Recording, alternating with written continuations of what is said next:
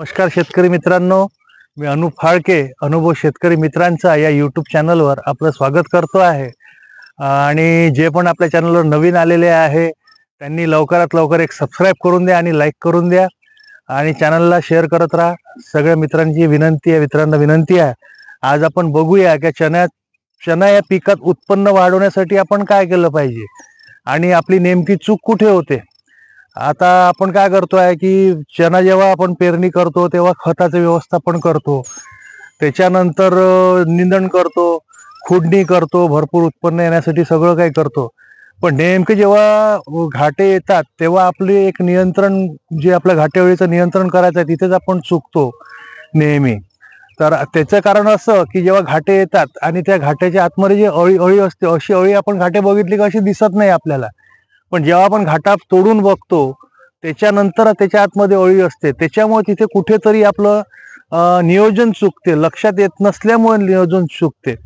तर त्यासाठी आपण काय करायला पाहिजे की जेव्हा घाटे येतात तेव्हा घाटे निरखून बघितले पाहिजे किंवा काही घाटे तोडून बघितले पाहिजे, त्याच्या आतमध्ये अळी वगैरे आहे की काय आहे हे एवढं नक्की तुम्ही करा। आणि त्याच्यानंतर आपण ते घाटे आधी या वेळेला घाटे जेव्हा येतात तेव्हा निश्चितच दुसरा कुठलाच रोग नसतो, जास्तीत जास्त हा घाटे अळीचाच प्रादुर्भाव जास्तीत जास्ती असतो। तर त्यासाठी आपण काय केलं पाहिजे, जेव्हा आपली घाटे अळी असते तर एक फवारण्या म्हणजे सोप्या स्वस्त एकदम फवारण्या घ्यायच्या, म्हणजे कोणत्या की जसं इमॅमेक्टिन बेन्झोएट असते किंवा कोरॅझन असते। हा, आणि महत्वाचा मुद्दा म्हणजे जसं तुम्ही दुसऱ्या फवारणीत समजा इमॅमेक्टिन जर वापरलेला आहे तर तिसऱ्या फवारणीत इमॅमेक्टिन वापरू नये, कारण त्याचे रिझल्ट मिळतात पण जसे पाहिजे तसे रिझल्ट मिळत नाही। आणि आता या वेळेला असेच औषधं वापरायचे ज्यांचे 25 दिवस 20 दिवस असे, म्हणजे लॉंग ड्युरेशनचे, लांब पिरियडचे रिझल्ट राहील असे। तर त्यासाठी जसं इमॅमेक्टिन बेन्झोएट आहे आणि त्याच्यानंतर कोरॅझन आहे, फेम आहे, एम्प्लिगो आहे, अशी औषधं आपण वापरले पाहिजे। तर आपण आता जसं इमॅमेक्टिन बेन्झोएट आहे किती वापरलं पाहिजे, हे आपण 10 ग्राम प्रतिपंप 15 लिटर पाण्यात वापरलं तरी चालेल। त्याच्यानंतर आपलं कोरॅझन आहे, तर कोरॅझन हे आपण 5 ते 8 मिली पर्यंत वापरू शकतो। आता 5 ते 8 मिली पर्यंत का, समजा घाटेअळीचा प्रादुर्भाव अतिशय कमी प्रमाणात असेल तर तुम्ही 5-6 मिली वापरू शकता, पण जास्ती जर असेल तर 8 मिली पर्यंत तुम्ही वापरू शकता। जसं एम्प्लिगो आहे, एम्प्लिगो हे 10 ml आपल्याला वापरायचं आहे। फेम आहे, तर फेम हे 5 मिली पर्यंत वापरायचं आहे।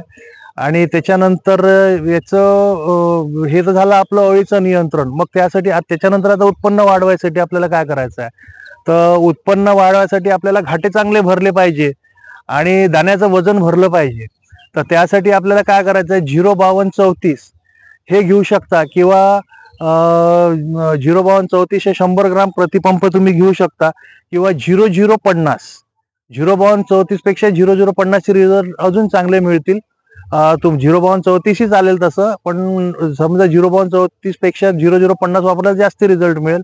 0050 नाही मिळालं तर 05234 वापरा तुम्ही। तर 0050 पण हे आपल्याला 15 लिटर पाण्यात हे 100 ग्राम वापरायचं आहे। याच्यामुळे काय होईल, आपल्या चांगला दाना भरेल आणि दाण्याचं वजन वाढेल, कारण त्याच्यात पोटॅशियमचं प्रमाण मिळेल आपल्याला, त्याच्यामुळे दाना भरेल आणि निश्चितच उत्पन्नात वाढ होईल आपल्या।